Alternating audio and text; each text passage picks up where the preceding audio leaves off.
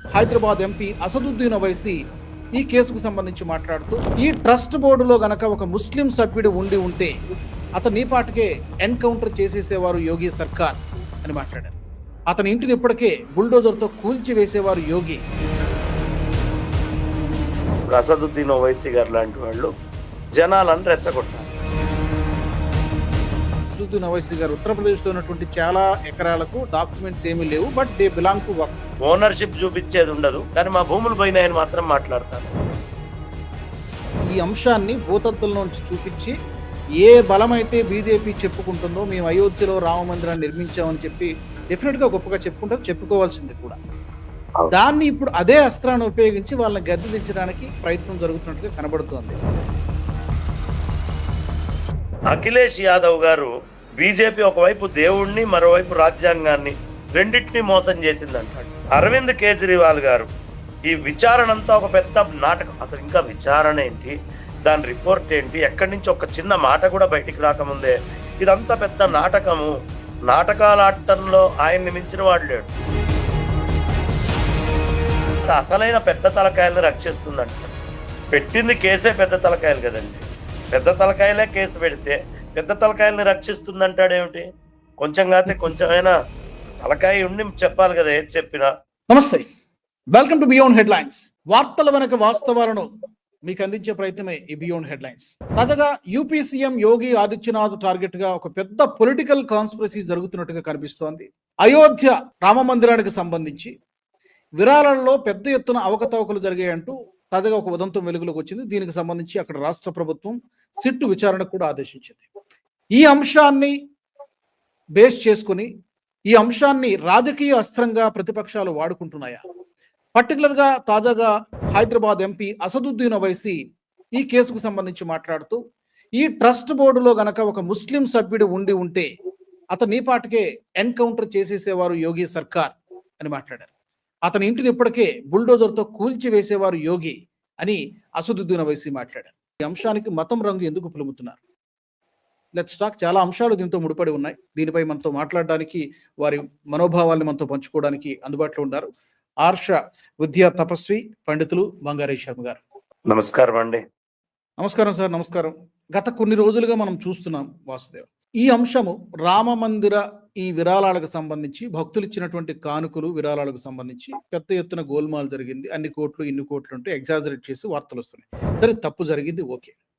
ఇన్ని రోజుల తర్వాత మన అసదుద్దీన్ ఓవైసీ గారు వచ్చి దీని మీద ఈ విధమైనటువంటి కామెంట్స్ చేయడం, దీనికి మతం రంగు పులిమేటువంటి ప్రయత్నం జరుగుతోందా? ఖచ్చితంగా అని చెప్పాలండి. ఎక్కడైనా ఒక ఫ్రాడ్ జరిగితే ఆ ఫ్రాడ్ గురించి మాట్లాడాలి. ఆ ఫ్రాడ్లో ఈ రిలీజియన్ ఉంటే, ఆ రిలీజియన్ వాళ్ళు ఉంటే ఇది కుట్ర. మీరు యూపీ గవర్నమెంట్లోకి వెళ్ళి యూపీ పోలీస్ స్టేషన్లో చూస్తే, యూపీ పోలీస్ స్టేషన్లో హిందువుల మీద కేసులుంటాయి, ముస్లిముల మీద కేసులుంటాయి. హిందువులు ఎన్కౌంటర్లు అయినటువంటి గ్యాంగ్స్టర్స్ ఉన్నారు, ముస్లిమ్స్లోనూ ఎన్కౌంటర్ అయినటువంటి వాళ్ళు ఉన్నారు. అంటే దీని అర్థం ఏంటి? లా ఈక్వల్గా నడుస్తుంది. కానీ ఒక రాజకీయ నాయకుడు ఏం చేయాలి అంటే, అసదుద్దీన్ ఓవైసీ గారు లాంటి వాళ్ళు జనాలను రెచ్చగొట్టాలి. ముస్లిమ్స్ని చూసావా, అదే మన ముస్లిం ఉంటే ఈ పాటికి అతన్ని ఎన్కౌంటర్ చేసేవాళ్ళు. ఇదే మన ముస్లిమ్స్ కనుక ఉండుంటే బుల్డోజర్లు తీసుకొచ్చేసి ఇళ్ళు అన్ని కూలగొట్టేసి ఉండేవాళ్ళు. బుల్డోజర్ హిందువుల మీద పనిచేస్తోంది, ముస్లిమ్స్ మీద పనిచేస్తోంది, ఫ్రాడ్కి తగ్గట్టు. ఈ మాట మాట్లాడిన ఈ పెద్ద మనిషి సున్నీ షియా వక్ఫ్ బోర్డులో చాలా దారుణాలు జరిగినాయి. ఆ జరిగినప్పుడు చాలా హై ప్రొఫైల్ తో ఇండివిజువల్స్, బోర్డు అఫీషియల్స్ ఎవరెవరైతే ఉన్నారో వాళ్ళని అక్యూజ్ చేశారు. ఇల్లీగల్గా అమ్మినట్టు, లీజులు ఇచ్చినట్టుగా, ట్రాన్స్ఫర్ చేసినట్టుగా, వాల్యుబుల్ వర్క్ ప్రాపర్టీలన్నింటినీ కూడా అవి డెవలపర్స్కి ఇచ్చి పర్సనల్గా వాళ్ళ మానిటరీ గెయిన్స్ తీసుకున్నారు అని. మరి ఆ రోజు ఈ పెద్ద మనిషి ఆ వక్ఫ్ బోర్డులో గనక మన ముస్లిమ్స్ కాకుండా హిందువులు ఎవరైనా ఉండుంటే అనే మాటలు ఎప్పుడు మాట్లాడలా. వక్ఫ్ బోర్డు తెచ్చినప్పుడు ఎంత మటుకు అవసరమో అంత దాకానే మాట్లాడతారు. అదే మనది వచ్చేటప్పటికి రామాలయంలో ఇందులో అసలు అందులో ముస్లిం ఉండాలనే ఆలోచనే తప్పు. ఆ ఆలోచన ఎందుకు వస్తుంది ఆయనకి? ఫస్ట్ దీని మీద గవర్నమెంట్ సిన్సియర్‌గా యాక్షన్ తీసుకుంటుందా లేదా? అది పొలిటికల్ లీడర్ చూడాలి. ఇమ్మీడియేట్‌గా అరెస్ట్‌లు చేశారు. సిట్ వేశారు. మిగతా అయినటువంటి దాని మీద తీసుకోవాల్సినటువంటి యాక్షన్‌లు, పనులు అన్నీ గూడా తీసుకుంటూ ఉన్నారు. ఇప్పటికే ఈ కేసులో చాలా మందిని అరెస్ట్ చేయడము, వాళ్ళందరినీ గూడా ఇచ్చేసుకోవడం. అవినాష్ శుక్లా అయితేనేంటి, కరుణేష్ పాండే, అన్కల్ప్ మిశ్రా, లవకుష్ మిశ్రా, రామ్‌శంకర్ మిశ్రా, రామ్‌శంకర్ యాదవ్, అతన్నే టిన్ను అని గూడా పిలుస్తారు. అతను ప్రధానంగా ఈ టిన్ను అతను పర్సనల్ డ్రైవర్ ట్రస్ట్‌కి. కాబట్టి జనరల్ సెక్రటరీకి ట్రస్టీగా ఉన్నాడు కాబట్టి దానికి బాధ్యత తీసుకొని సంపత్ కుమార్ గారు ఆయన రిజిగ్నేషన్ గూడా రాజీనామా పంపించేశారు. చేశారు. స్వచ్ఛంద అవును. రాజీనామా నేనిస్తున్నాను అని. అదే విధంగా ఇద్దరూ గూడా దాంట్లో నుంచి మెంబర్‌లు ఇవ్వడం జరిగింది. ఇక సుభాష్ శ్రీవాత్సవ, మనీష్ కుమార్ యాదవ్ వీళ్ళల్లో ఎంతమందిని అరెస్ట్ చేశారండి?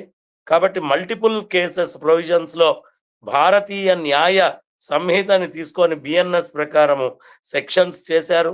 అది థెఫ్ట్ కింద తీసుకున్నారు. అది క్లర్క్, సర్వెంట్ అన్నారు. క్రిమినల్ బ్రీచ్ ఆఫ్ ట్రస్ట్ కింద వేశారు. కాబట్టి డిజానెస్ట్‌గా రిసీవ్ చేసుకున్న స్టోలెన్ ప్రాపర్టీ, చీటింగు, క్రిమినల్ ఇన్ని కాన్స్పిరసీస్ తోటి బుక్ చేస్తే నువ్వు తీసుకొనొచ్చి ఓన్లీ హిందువులైతేనే ఇలా, ముస్లింలైతే ఎన్‌కౌంటర్‌లు. అసలు ఇంకా అక్కడ ఏం జరిగిందనేది పూర్తిగా పని గూడా గాలేదు. సిట్ విచారణ గూడా గాలేదు. ఏం గాకుండానే అయిపోతుందా? కాబట్టి మాట్లాడేటప్పుడు ఒక నియంత్రణ, మనం ఎంత మాట్లాడుతున్నాము, ఎంతసేపు పొలిటికల్ ఇష్యూస్ అయినా రామాలయం వస్తే రామాలయాన్ని పొలిటికల్ చేసుకోవడం. రాముడి గొడవొస్తే అదేదో ఫ్రాడ్ జరిగింది. పోనీ కేస్ ఎవరు పెట్టారండి దీనికి? కేసు గూడా పెట్టింది గదా! ఇది ఇలా సో అండ్ సో జరిగింది అని. అక్కడ ఇంకా కనీసం సీబీఐ ప్రోబులు అవి ఇవి వేయాల్సొచ్చింది వక్ఫ్ బోర్డులకి. ఇక్కడ అది గూడా లేదు. ఇక్కడ డైరెక్ట్‌గా ట్రస్టే ఐడెంటిఫై చేసి కేస్ పెట్టింది. కాబట్టి అవును. ఎలా అంటే ఒక నియంత్రణ, జాగ్రత్తగా మాట్లాడుకోవాలి. రాజకీయాలు ఇవాళ రేపు ఈ స్థాయికి దిగిపోతూ ఉన్నాయి. అన్ని పార్టీల నుంచి అదే పరిస్థితి ఉంది. అయితే సార్ ఇక్కడ అసదుద్దీన్ ఓవైసీ గారు హైపోథెటికల్‌గా మాట్లాడారు. ఉండి ఉంటే అసలు ఆలోచనే తప్పు కదా! ఇప్పుడు మీరు చెప్పినట్టు మసీద్ కమిటీలున్నాయి. ఇంకా ఆల్ ఇండియా ముస్లిం పర్సనల్ లా బోర్డ్ ఉంది. ఇంకా వక్ఫ్ బోర్డ్ ఉంది. వక్ఫ్ ట్రిబ్యునల్ ఉన్నాయి. ఇవన్నిట్లో ఎక్కడైనా ఏ రోజైనా ఒక హిందువు సభ్యుడిగా ఉన్నారా? ఒకవేళ ఉండాలని చెప్పి ఎవరైనా హిందువు మాట్లాడాడా? ఎవరు మాట్లాడలా. ఉండదు. ఎప్పుడు మనకలా ఉండే అవకాశం లేదండి. మనం ఎప్పుడు పక్క వాళ్ళ దాంట్లోకి పోయి దూరి జోక్యం జేసుకోవాలి. దాంట్లో మనకి పెత్తనం రావాలి. ఈ వక్ఫ్ భూములు మనం ఎలా తీసుకోవాలి? ఈ ఆలోచన లేదు. లేకపోగా మనకి సంబంధించినటువంటివే చాలా వక్ఫ్ బోర్డు ఆ రోజుల్లో మొత్తం వాళ్ళ పేరు మీద తీసేసుకుంది. అలా తీసుకుంటే యుద్ధం జేయడానికే చేతగాని వాడు దాంట్లో మెంబర్ కిందెళ్ళేంత స్థాయి ఉంటుందా? కాబట్టి మనకది పోతే చెప్పుకోవడానికే దిక్కు లేదు. కోర్ట్‌లలో చెప్పుకోలేం, బయట చెప్పుకోలేం. చివరికి వాళ్ళు దయదలిచి పోన్లే నీకు వదులుతున్నా అని వదిలేస్తే తప్ప, అసలు ఇండియన్ కాన్స్టిట్యూషన్‌లో ఎక్కడా మనకి దారి లేకుండా మొత్తం మూసిపెట్టేసినటువంటి స్థితి వక్ఫ్‌ది. అంత దారుణంగా ఉన్నప్పుడు దాని గురించి మాట్లాడటానికి మాట రానటువంటి అసదుద్దీన్ ఓవైసీ గారు, దీంట్లో మాత్రం హైపోథెటికల్‌గా మీరన్నట్టు ఎక్కడ లేనటువంటిది. అందులో మా ట్రస్ట్ బోర్డ్ మెంబర్ ఉండుంటే, మీ ట్రస్ట్ బోర్డ్ మెంబర్ ఉన్నాడో లేదో దేవుడికెరక. హుండీలో మా ముస్లింలు గనక వచ్చి డబ్బులేసి ఉండుంటే అనే పదం ఎప్పుడు చెప్పడు ఆయన. ఆ హుండీల్లోకొచ్చి ఎవరు ముస్లింలు డబ్బులు వేయరు కదండీ. డొనేషన్స్ ఏవి ముస్లిముల నుంచి రావట్లేదు గదండీ. మొత్తం అంతా హిందూస్ నుంచే వెళ్తున్నాయి గదా! ఎవరైనా భక్తితో ఇస్తే కొద్దిగా ఇచ్చుండొచ్చు. కానీ 99.99999% హిందువులదే ఉంటుంది గదా! కాబట్టి ఏంటంటే ఊహిచ్చేసుకోవడం, తనే ఒక ఊహని క్రియేట్ చేయడం, దాన్నొక సినిమా కింద ప్రొజెక్ట్ చేయడం. ఒక 5 పైసల బిళ్ళిస్తే పూర్వము దాన్ని రైలు టైర్ కింద పెట్టి బయటికి తీసి సుత్తితోటి కొట్టి కంచమంత చేసి అన్నం పెట్టారట. ఓ చిన్న ఇష్యూ దొరికితే చాలు. దాన్ని ఇంత పెద్దది చేసి దాంట్లో మొత్తం ఇక అంతా జనాలకి మెల్లిగా పంచుతూ ఉండడం ఇలాంటి పనులు ఈ మధ్య కాలంలో రాజకీయాల్లో ఎక్కువైంది. అది కొంచెం అలాంటి ఈ పరిస్థితుల్లో రాజకీయ జోక్యం అనేది ఎంత తక్కువ ఉంటే అంత మంచిది. ఇందులో వక్ఫ్ ప్రస్తావన వచ్చింది కాబట్టి శర్మ గారు, 38 లక్షల ఎకరాలు సుమారుగా. ఆ, అది వితిన్ ఫ్యూ ఇయర్స్ లోనే అమాంతం డబుల్ ట్రిపుల్ అయిపోయినాయి. అవును దాన్ని రెగ్యులరైజ్ చేయడం ఇదంతా చూస్తే కేవలం ఒక 150 మందో 200 మంది చేతుల్లోనే ఇన్ని లక్షల ఎకరాలు కూడా బంధించబడి ఉంది. మరి అవును ఎంతమంది భూమిని మరి కబ్జాలు జరిగాయి? ఇది అంత నోటి మాట. ఆయనే చెప్పారు, అసదుద్దీన్ ఓవైసీ గారు, ఉత్తరప్రదేశ్‌లో ఉన్నటువంటి చాలా ఎకరాలకు డాక్యుమెంట్స్ ఏమీ లేవు. బట్ దే బిలాంగ్ టు వక్ఫ్ అని చెప్పి ఆయనే చెప్పారు. అవును డాక్యుమెంట్స్ లేవన్న సంగతి ఆయనే చెప్తారు. అట్ ద అవును సేమ్ టైమ్ మళ్ళీ అవి మావే అని చెప్తారు. ఆ! అవును కాబట్టి ఇక్కడ మిస్‌మేనేజ్‌మెంట్స్, ఫండ్స్ మిస్‌మేనేజ్ అయినప్పుడు అది వక్ఫ్ బోర్డుల్లో గాని, లేకపోతే ఇతర ఇప్పుడు క్రిస్టియన్ చర్చిలున్నాయి. ఎక్కడెక్కడో విదేశాల నుంచి ఫండ్స్ వస్తున్నాయి, నిధులొస్తున్నాయి. అక్కడ ఎంత మిస్‌మేనేజ్ అవుతుందో, దేనికి కన్వర్షన్స్‌కి ఉపయోగిస్తున్నారా, దేనికి ఉపయోగిస్తున్నారా అనే దానికి అకౌంటబిలిటీ లేదు. ఎవరు దాని గురించి మాట్లాడరు. ఉండదు. బట్ ఇక్కడ హిందూ దేవాలయాల విషయానికొచ్చేసరికి మాత్రం ఇంత జరిగితే దాన్ని భూతత్వంలోంచి చూపించి ఏదో పెద్ద వందల కోట్ల కుంభకోణం ఇక్కడ జరిగిపోయినట్టుగా, అదేదో యోగి ఆదిత్యనాథ్ గారి ఇంట్లో తీసుకెళ్ళి పెట్టుకున్నట్టుగా మాట్లాడుతూ ఉన్నారు. అవును ఇక్కడ 31,000 ఫేక్ ఇల్లీగల్లీ రిజిస్టర్డ్ కేసెస్ ఎక్కడ మన వక్ఫ్ బోర్డు నుంచి ఉన్నాయి. 31,000 అండి. 31,000 ఇక్కడ గవర్నమెంట్ పబ్లిక్ ల్యాండ్ ని తీసుకున్నటువంటి ల్యాండ్ మాఫియా క్రాక్ డౌన్ చేస్తే 78% ఆఫ్ ఓనర్షిప్ రైట్స్ ఏవేవైతే వాళ్ళు వేశారో జాయింట్ పార్లమెంట్ కమిటీ జేపీసీ ఆ వక్ఫ్ అమెండ్మెంట్ బిల్లు యూపీ గవర్నమెంట్ అప్పుడు చెప్పింది 78% of the land claimed by the state Waqf board is actually government owned land. 78% government owned land 1952 records తీస్తే 78% అండి. 78% ఇచ్చేశారు కదా అని ఎన్ని ఎన్కౌంటర్లు చేశారు, ఎంతమంది ఇళ్ల మీదకి బుల్డోజర్లు పంపించారు, అదేమన్నా చెప్పగలరా ఆయన? లేదు. కాబట్టి లోకల్ బోర్డులో వాళ్ళు ఇష్టం వచ్చినట్టు రిజల్యూషన్స్ తీసుకోవడం, మళ్ళీ వాటి మ్యూటేషన్స్, వాటన్నిటిని కూడా ఎట్లా పడితే అట్లా రెస్పెక్టివ్ తహసీల్స్ని అన్నిటినీ కూడా పబ్లిక్ పార్క్స్, ఆ పబ్లిక్ పార్కుల్ని కూడా వాళ్ళ దాంట్లో కేసేసుకున్నారు. గ్రామ సభ ల్యాండ్లని కూడా, రోడ్లని కూడా, archaeological survey of India protected monuments ని కూడా వాటన్నిటిని తీసుకెళ్లి వక్ఫ్ జ్యూరిస్డిక్షన్ లో వేసేసుకున్నారు. కానీ దీని గురించి మాట్లాడటానికి మాత్రం ఒక్కళ్ళు ముందరికి రారు, ఆ సమయంలో మాట్లాడరు. పైపెచ్చు మా భూములు చాలా వెళ్ళిపోయినాయి, తీసేసుకున్నారు, ఓనర్షిప్ చూపించేది ఉండదు, కానీ మా భూములు పోయినాయని మాత్రం మాట్లాడతారు. ఇలా రకరకాలైనటువంటి ఫ్రాడ్స్ అండి. కాబట్టి 1952 రికార్డ్స్ తీస్తే అసలు వక్ఫ్ 78% పార్కుల్ని వీటన్నిటిని క్లెయిమ్ చేసిందే. దాని గురించి మాట్లాడటానికి ఏ ఒక్క క్షణం హైదరాబాద్లోనే చాలా ల్యాండ్స్ మనకి ఆ ఎయిర్పోర్ట్ వైపు అటు ఇటు వెళ్తున్నప్పుడు వక్ఫ్ ల్యాండ్స్ అన్ని కూడా ఇతరత్రం అయిపోయి ప్రైవేటైజ్ అయిపోయి వాళ్ళ ప్రాపర్టీస్ పాలైనాయని మన వాళ్ళందరూ చెప్తూనే ఉంటారు. వాటి గురించి మాట్లాడటానికి తీరికుండదు.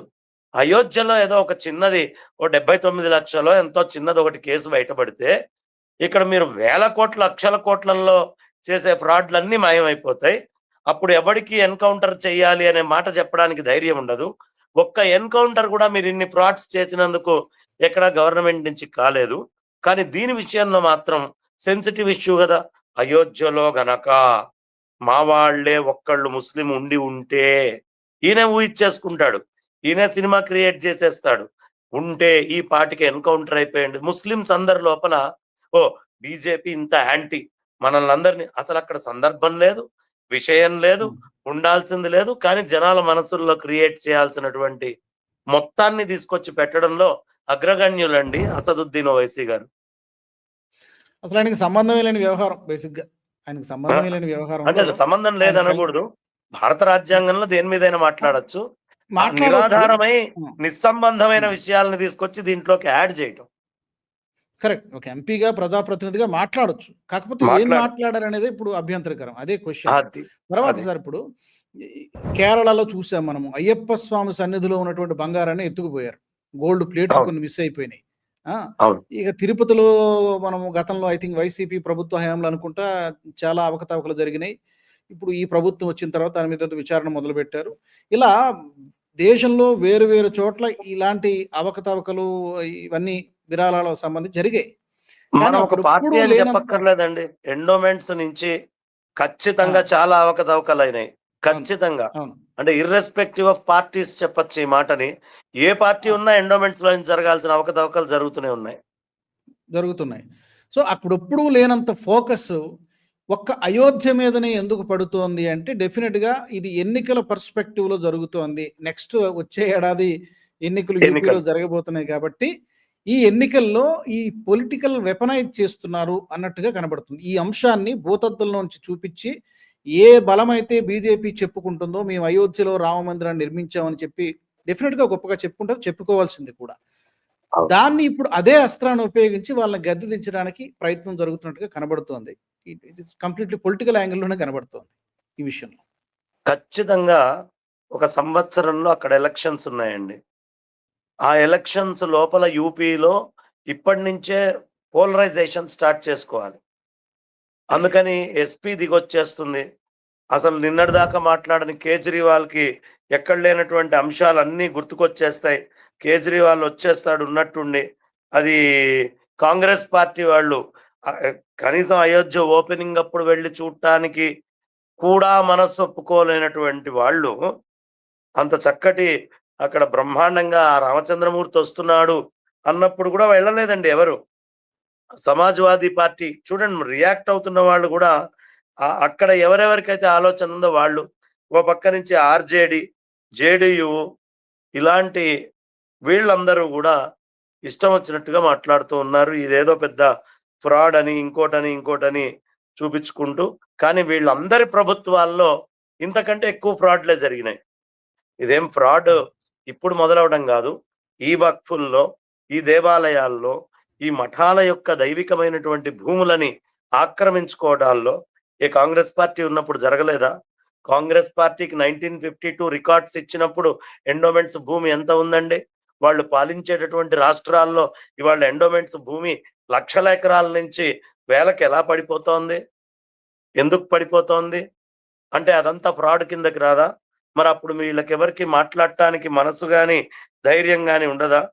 కాబట్టి మనకి ఇక్కడ ఎంత అవకాశం ఉంటే అంత ప్రతి పార్టీ వాళ్ళు ఈ విషయంలో చెప్పుకుంటూ వెళ్తున్నారు. ఇక చంపత్ రాయ్ అయితే నాకు ఏ సంబంధం లేదు అని నైతిక బాధ్యతతో ఆయన పూర్తిగా దానికి రిజిగ్నేషన్ రాజీనామా ఇచ్చి, పోలీసుల యొక్క ఎంక్వైరీలో సంపూర్ణంగా నేను సహకరిస్తాను అని ఇప్పటికే చంపత్ రాయ్ గారు పోలీస్ స్టేషన్ స్టేట్మెంట్‌ని కూడా రికార్డ్ చేశారు వాళ్ళకి. కాబట్టి ఈ జూన్ నుంచి ప్రారంభంలోనే తాళాల విషయంలో నిబంధనల ఉల్లంఘన జరిగిందని ట్రస్ట్ గుర్తించి 5వ తేదీన నిందితుడు అవినాష్ శుక్లా నుంచి ట్రస్ట్ బోర్డు 20 లక్షల్ని రికవరీ చేసింది. అంటే తప్పు జరిగితే ఆ తప్పుని అస్సలు సహించకుండా వాళ్ళు గుర్తించి కప్పిపుచ్చాలి అని మూలబెట్టేయకుండా దాన్ని తీసుకెళ్ళి కేసు పెట్టి రికవరీ చేసి అంటే దేవుడి ద్రవ్యం దేవుడికే ఉండాలి అని పాటుపడుతోంది. ఇది ఇంకొక రకమైనటువంటి వాదనకు కూడా వీళ్ళు దారితీస్తున్నారండి. అదేంటి అంటే ఇప్పుడు అందరం మనం కేసులు వేస్తున్నాం. ఈ కేసులన్నీ దేనికి వేస్తున్నాం? ఈ రమేష్ గారు గాని తమిళనాడులో, లేదు సాయి గారు గాని వీళ్ళందరూ ఎందుకు ఏం కేసులు వేస్తున్నారు? అంటే బాబు ఎండోమెంట్స్ పరిధిలో ఉన్నటువంటి దేవాలయాలు మాకిస్తే మేము పాలించుకుంటామని. ఈ ఒక్క కేసుని తీసుకొని వెళ్ళి దీన్ని భూతద్దంలో చూపించి కాదు కాదు ఈ గుళ్ళన్నీ మేము ఎట్టి పరిస్థితుల్లో ఎండోమెంట్స్‌లోకి తీసుకుంటాం అని మాట్లాడటానికి యోగ్యంగా తయారు చేస్తున్నారు. ఇప్పుడు ఒక్క చోట జరిగింది అది ట్రస్ట్ బోర్డ్ గుర్తించి కేసు పెట్టింది. డబ్బుల్ని రికవరీ చేస్తున్నారు.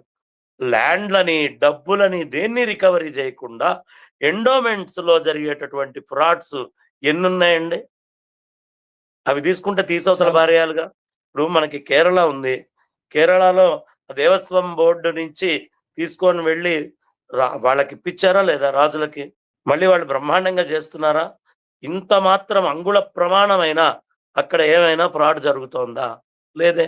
ఎందుకు లేదు? అంటే వాళ్ళకి స్వతసిద్ధంగా పద్మనాభుడి మీద తరతరాలుగా ఉన్నటువంటి భక్తి ఉంది. కాబట్టి దీన్ని కాంగ్రెస్ పార్టీ ఇది మహాపాపము అని చెప్తుంది. దీని మీద చాలా గొప్ప మహాపాపము అని చెప్పి ఈ ప్రపంచవ్యాప్తంగా ఉన్న ఈ శతాబ్దాల నుంచి ఉన్నటువంటి హిందువుల నమ్మకం మీద జరిగిన దాడిది అని చెప్పింది. ఇన్ని శతాబ్దాల నుంచి ఏదైతే హిందువులు నమ్మకం పెట్టుకున్నారో దాని మీద దాడి, రామాలయ నిర్మాణము ప్రతిష్టాపన క్రెడిట్ అంతా తీసుకున్న ప్రధానమంత్రి ఏమంటే ఒక చిన్న కేసు ఓ దగ్గర జరిగితే దాని ఎంక్వైరీ వీళ్ళు కేసు పెట్టి ఎంక్వైరీ వేస్తుంటే ఎంక్వైరీ మధ్యలో ఉరుక్కుంటూ మోడీ గారు వచ్చి మాట్లాడతారా అండి? మౌనంగా ఎందుకున్నారు అంటారు. ఒకవేళ ఇలాంటి డిమాండే బీజేపీ కాంగ్రెస్ ని చేసిన బీజేపీని కూడా తప్పని చెప్తాను నేను. ఇప్పుడు మీరు చేస్తున్నటువంటిది తప్పు. సిట్టింగ్ జడ్జి పర్యవేక్షణలో నిష్పాక్షిక విచారణ జరగాలి, బహిరంగపరచాలి సిట్ నివేదికని, ట్రస్టుని రద్దు చేసి స్వతంత్ర ఆడిట్ జరపాలని డిమాండ్ చేసి అక్కడ దాకా బాగుంది. కానీ ఆ పైన మోడీ ఏం చేస్తున్నారు అంటే, యోగి ఒక రాష్ట్రంలో జరిగేదాన్ని యోగి గారు చూసే నేను చేత కాదంటే కదా పైకి వెళ్లాల్సింది. అదేవిధంగా అఖిలేష్ యాదవ్ గారు ఆయన మాట్లాడుతూ చాలా వ్యంగ్యాస్త్రాలు, బీజేపీ ఒకవైపు దేవుణ్ణి మరోవైపు రాజ్యాంగాన్ని రెండింటినీ మోసం చేసింది అంటాడు. దీంట్లో బీజేపీ మోసం చేసింది ఏముందండి? ఒక ట్రస్ట్లో ఒక ఎంప్లాయీ ఎవరో ఫ్రాడ్ చేస్తే, ఇప్పుడు ఎస్పీ ఉంది, ఎస్పీ టైంలో అనేకమైనటువంటి స్కాములు జరిగినాయి. ఇప్పుడు అదంతా మరి రాజ్యాంగాన్ని మేము ఇచ్చేసినట్టే అని వాళ్ళు ఒప్పుకుంటారా? సమాజ్వాదీ పార్టీ వాళ్ళు. ఇక ఇంకా దారుణమైన స్టేట్మెంట్ ఏంటంటే ఆయన చెప్పింది, ఈ నిందితులు విరాళంగా వచ్చిన బంగారం, వెండి, వజ్రాలని స్వచ్ఛందంగా తిరిగిచ్చేయాలని డిమాండ్ చేస్తున్నాడు. బాగుంది, ఆ డిమాండ్ దాకా ఎక్కడైనా పోతే. బీజేపీ కనుక ఒక్కసారి సీసీటీవీ కెమెరాలని ఆపి కళ్ళు మూసుకుంటే దొంగిలించిన సత్తు దానంతట అదే తిరిగి వస్తుంది. అంటే ఎవరు దొంగిలించారు, దొంగిలించబడ్డది ఏమిటి? బీజేపీ కళ్ళు మూసుకుంటే మరి ఏ పార్టీ వచ్చి లోపల పెడుతుంది ఇవన్నీ? ఈ వజ్రాలు, వైఢూర్యాలు అన్నీ కూడా. మరి అది సమాజ్వాదీ పార్టీలో ఉన్న అఖిలేష్ యాదవ్ గారికి అంత బాగా ఎలా తెలుసో నాకైతే తెలియదు, కానీ ఆయనే చెప్పాలి దాన్ని. ఇక అరవింద్ కేజ్రీవాల్ గారు ఈ విచారణ అంతా ఒక పెద్ద నాటకం. అసలు ఇంకా విచారణ ఏంటి, దాని రిపోర్ట్ ఏంటి, ఎక్కడి నుంచి ఒక చిన్న మాట కూడా బయటికి రాకముందే ఇదంతా పెద్ద నాటకము. నాటకాలు ఆడటంలో ఆయన్ని మించిన వాడు లేడు. అలాంటి ఆయన పట్టుకొని నాటకం నాటకం నాటకం అనేటటువంటి మాటలు చెప్పడం. బోగస్ ఎఫ్ఐఆర్ లో బోగస్ అనేది ఉంటుందండి.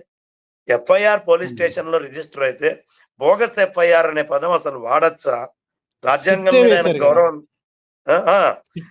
కాబట్టి రెండో దాన్నేమో కంటి తుడుపు సిట్ అన్నాడు. బోగస్ ఎఫ్ఐఆర్ కంటి తుడుపు సిట్ అన్నాడు. కంటి తుడుపు సిట్ ఏమిటి? అసలు సిట్ కావాలని అడిగింది కాంగ్రెస్, ఒక విపక్షం అడిగింది. అడక్కపోయినా వీళ్ళు సిట్ వేయడానికి సంసిద్ధమే. పైపెచ్చు ట్రస్ట్ నుంచి మేము స్వచ్ఛందంగా మీకు అన్ని విధాలా సహకరిస్తాం, మేమే కేసు పెడుతున్నాం అని వీళ్ళు వస్తే ఇదంతా కంటి తుడుపు చర్య. అంటే మనం ఏది చేస్తామో ఏది చూస్తామో మనకు అదే కనిపిస్తుంది.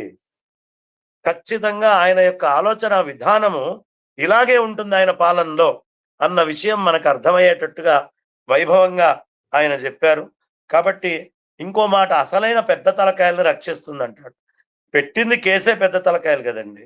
పెద్ద తలకాయలే కేసు పెడితే పెద్ద తలకాయల్ని రక్షిస్తుంది అంటాడేమిటి?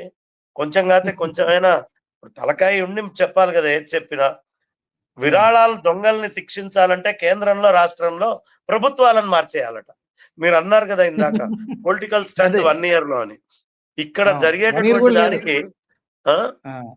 అంతే కదా. మరి ఇప్పుడు ప్రభుత్వం ఆయనకున్న అనుభవం ఏమిటంటే, ఆయన ప్రభుత్వంలో ఉండగానే ఆయన మీద కేసు బయటకు వచ్చిందా రాలేదా? ప్రభుత్వంలో ఉండగానే కేసులు బయటకు వస్తాయి అనే విషయము ఆయనకు తెలియదు. లేకపోతే ఆయన మీద కేసు రాగానే స్వచ్ఛందంగా ఆయన ప్రభుత్వాన్ని బర్తరఫ్ చేయాలి, వేరే ఎవరినో నియమించి ఆయన కూర్చోకూడదు కదా.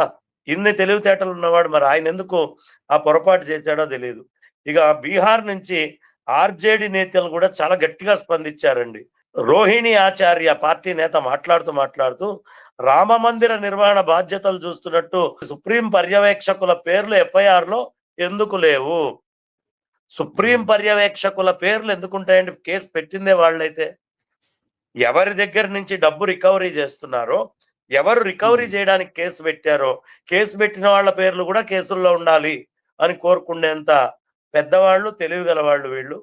కాబట్టి న్యాయం కింది స్థాయి వాళ్ళకేనా, పై స్థాయి వాళ్ళకి వర్తించదా అనే మాటలు చాలా పొరపాటు. రాజకీయం కోసం రాముడి పేరు వాడుకునే వాళ్ళు ఆ దేవుడి సమ్ముని కూడా వదలట్లేదు. ఎంత తప్పుడు మాట అండి. ట్రస్ట్ తిన్నది అనే మాటే ఎవరు ఇంకా సిట్టు విచారణగానే వీళ్ళు డిక్లేర్ చేసేస్తున్నారు. అదే తప్పు. పార్టీలను తిట్టేస్తున్నారు. పార్టీ మొత్తం డబ్బులు తిన్నట్టు తిడుతున్నారు. కాబట్టి ఇందులో కొంచెం బాధాజనకమైన విషయం ఏమిటంటే జేడీయూ కూడా వంకబెట్టింది. భక్తులు ఎంతో నమ్మకంతో విరాళాలు ఇచ్చారు. ఎఫ్ఐఆర్ నమోదు చేయడంతో సరిపోదు. విచారణలో దోషులుగా తేరుతారో కఠిన చర్యలు తీసుకోవాలి. ఇది బ్రహ్మాండంగా ఉంది. ఇది నిజం. ఆయన చెప్పిన దాంట్లో ఖచ్చితంగా ప్రతి వాడు తప్పు చేసిన వాడు శిక్షించబడాలి. ఎవరెవరైతే 8 పేర్లు వచ్చినాయో వాళ్ళు తప్పు చేశారు అని ఎవరి పేర్లు రుజువు అవుతాయో 100% చాలా శిక్ష వెయ్యాలి. ఇక బీఎస్పీ అధినేత్రి మాయావతి అంటుంది, అత్యంత తీవ్రమైన ఆందోళనకరమైనటువంటి విషయం. రాజకీయం చేయడం తప్పు, నేరము మతాన్ని రాజకీయాలతో ముడిపెట్టడానికి దేశానికి మంచిది కాదని హితవు. మంచి మాట చెప్పింది ఆవిడ. అయ్యా, మతాన్ని దీన్ని రెండింటిని మీరు ముడిపెట్టకండి అనే విషయాన్ని, ఇతర పెద్ద దేవాలయాలు ఎలా ఉన్నాయో అయోధ్యలా కూడా పారదర్శకమైనటువంటి అకౌంటింగ్ మేనేజ్మెంట్ వ్యవస్థని తీసుకురావాలి. ఇది బాగుంది ఆవిడ చెప్పింది.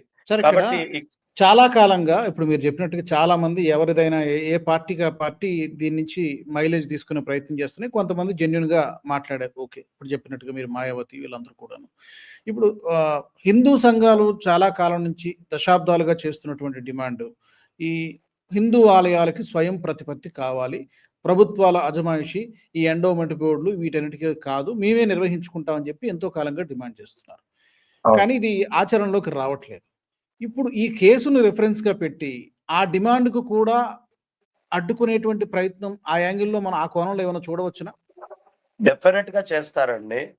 మన వాళ్ళు ఇంత చిన్న అవకాశం, చిన్న వేలు గోరు దూరేంత సందు ఉంటే మొత్తం మనిషి దూరిపోతారు మన వాళ్ళు.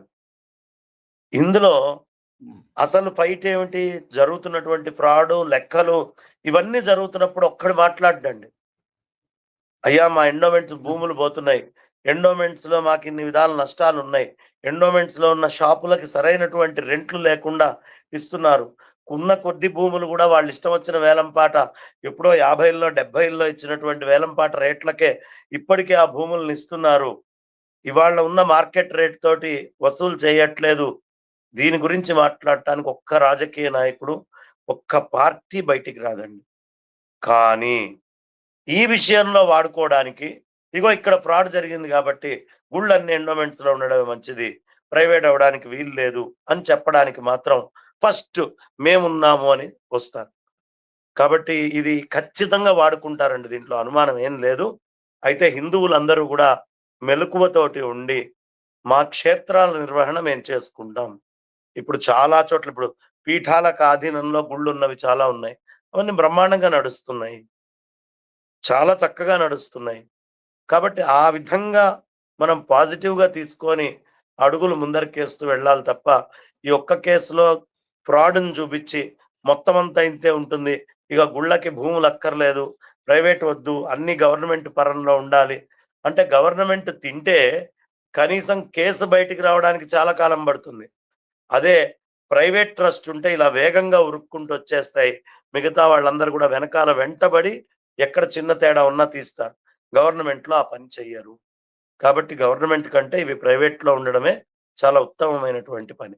శర్మ గారు, మీరు అన్నట్టుగా మరి ఫైనల్ రిపోర్ట్ వచ్చిన తర్వాత అసలు లెక్కలన్నీ కూడా తేలుతాయి. ప్రస్తుతానికి 8 మంది అరెస్ట్ అయ్యారు. ఇంకా దీని వెనకాల ఎవరున్నారు, ఎవరు చేయించారు, అసలు ఈ లెక్కలన్నీ కూడా మనం ఫైనల్ రిపోర్ట్, ప్రస్తుతానికి ప్రిలిమినరీ రిపోర్ట్ మాత్రమే వచ్చింది. ఫైనల్ రిపోర్ట్ వచ్చిన తర్వాత అన్ని లెక్కలు కూడా తేలితాయి. అప్పుడు యోగి కూడా నాకు తెలిసి దీనిపైన మరింత గట్టిగా స్పందించే అవకాశం ఉంటుంది. ప్రస్తుతానికి ఆయన సైలెంట్ గా ఉన్నారు, ఎవరిని వదిలిపెట్టమని మాత్రమే చెప్పారు ఇప్పటికీ. ధన్యవాదాలు సార్, మీ యొక్క స్పందన తెలియజేస్తారు. ధన్యవాదాలండి వాసుదేవ.